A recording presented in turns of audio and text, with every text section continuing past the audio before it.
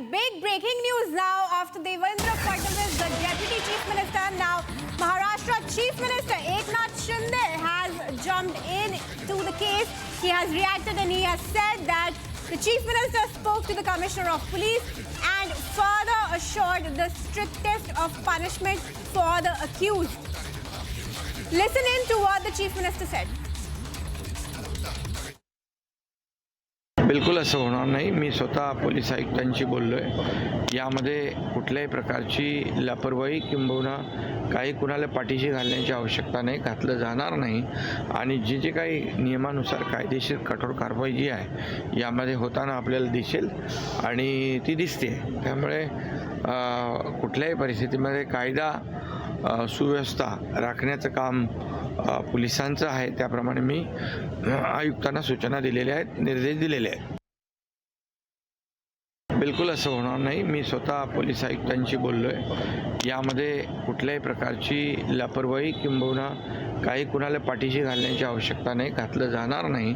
आणि जे काही नियमानुसार कायदेशीर कठोर कारवाई जी आहे यामध्ये होताना आपल्याला दिसेल आणि ती दिसते.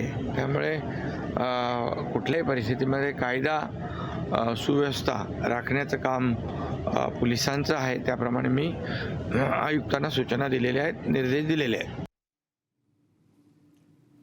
All right, viewers, that was Maharashtra Chief Minister Eknath Shinde saying and assuring the strictest of punishment and all assistance to the families of the deceased. Meanwhile, Republic also spoke to the parents of victim Ashwini, a 24-year-old who was mowed down by this VVIP brat and his speeding Porsche in Pune, completely shattered. The parents have alleged inaction by the police.